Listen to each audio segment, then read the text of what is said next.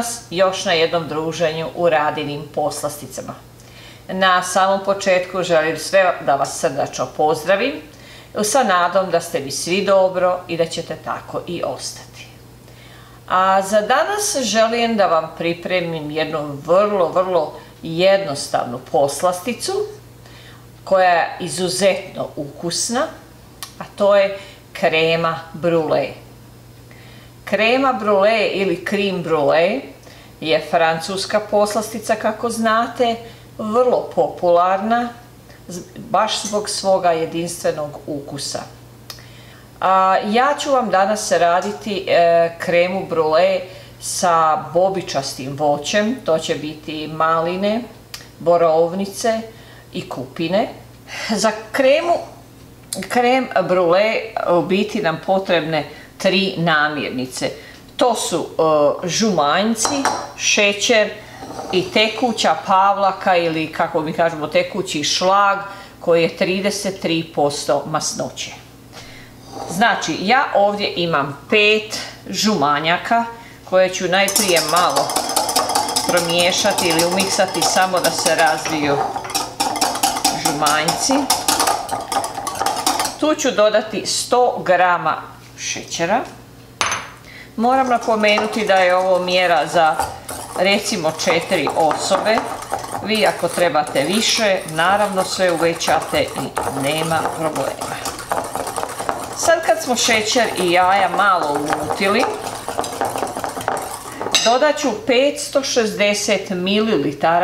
Ovo je malo u mikrovalnoj sam dobro zagrijala, ali ne toliko do vrenja, samo dobro zagrijano, pa ćemo zagrijano šlag ili pavlaku preliti preko jaja i šećera. Lagano to umutiti. Ako volite, ja ponekad znam da stavim malo i bijele čokolade, ali nije neophodno, ovaj put to neću raditi. I to je to. Ovo je naša krema. Pošto sam rekla da ću staviti bobičasto voće, ovdje imam upravo to maline, borovnice i kupine i sad ću po jednu kaščicu da stavim u svaku ovu specijalnu posudicu, a ima ih raznih veličina i oblika, a vi sad po izboru. Znači stavit ćemo otprilike jednu kaščicu, možda malo više. Ja ću razdijeliti za ove 4 posudice.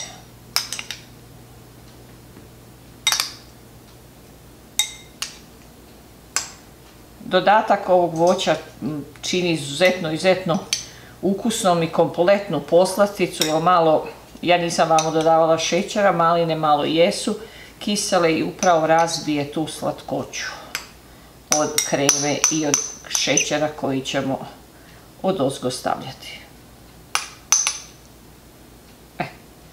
To je to. Evo, prilike toliko sam stavila, nije čak ni dno pokrilo.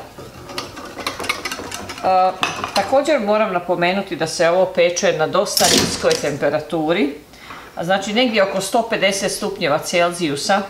Prigrijte svoju rernu i to ćemo peći, sve zavisi od vaše rerne, ali 25 minuta sigurno otprilike. Sad ćemo naliti ove naše posudice.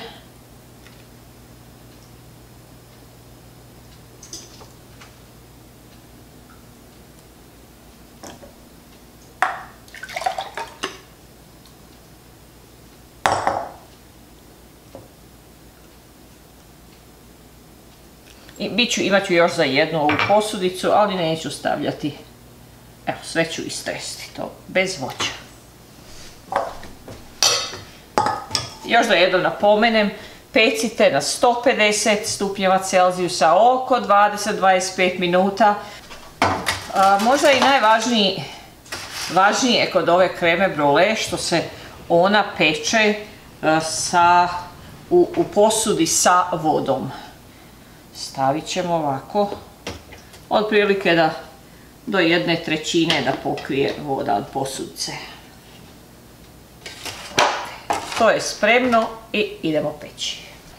Dok se krema brule peče, ja ću vam pokazati kako pravim šećernu dekoraciju baš za krem brule kao dio ukrasa.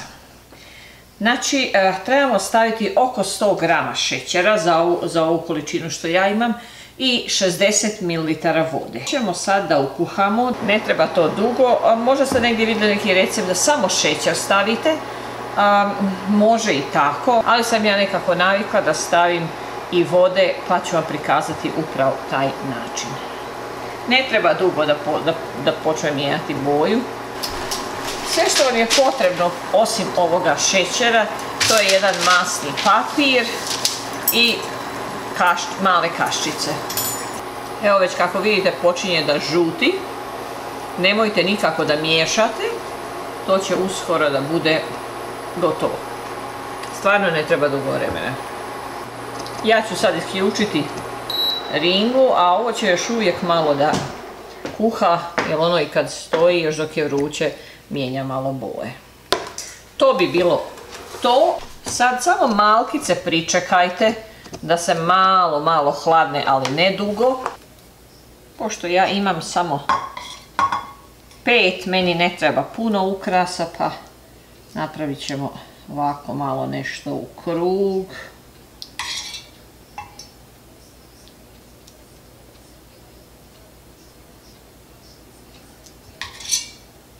Ili pošto je danas majčin dan, možemo napraviti i malo srce. Tako, koji nije baš tako perfekt, ali dobro.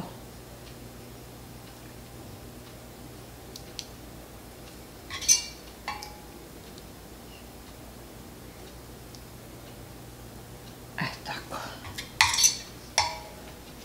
Ili samo da idemo malo u dugačko ako hoćete. Tako.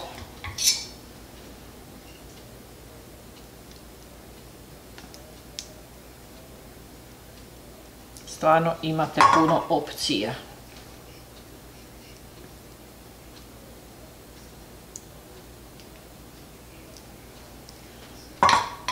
Ako vam se počne zgušnjavati, vrlo kratko stavite na ringu i bit će opet dobro. Evo, naša krema brule je gotova. Evo otprilike kako vrlo malo se treba onako da drhti, kako bi rekla. Sad ćemo to ostaviti, izvaditi iz vode, malo prohladiti i ostaviti sat do 2 u frižideru i onda možemo servirati. Naša krem brule je ohlađen i sad smo došli do sljedeće faze da stavimo šećer ozgo i da se to karamelizuje.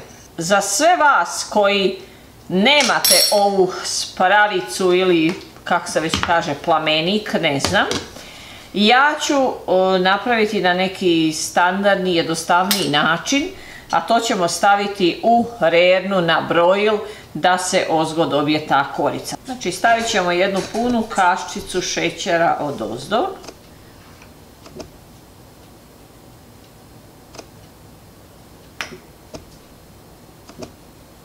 I sve ćemo staviti u rernu gdje izaberete opciju broil ako imate. I ostavit ćemo, ne znam sad, pratite 2, 3, 4, 5, ne znam koliko minuta, vidjet ćemo. Evo meni je trebalo neke 3 minute da se malo ozgo karamelizuje.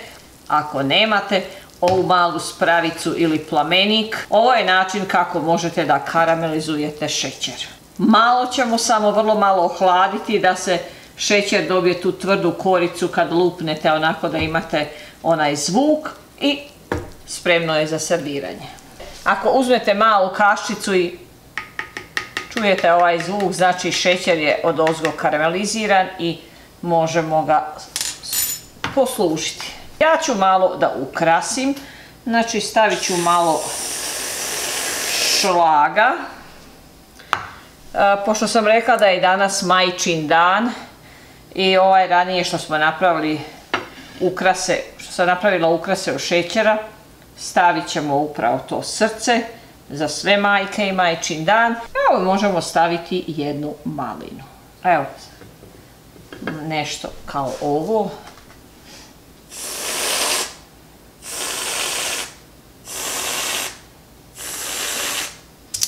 Na ove ostale ćemo staviti drugačije dekoracije.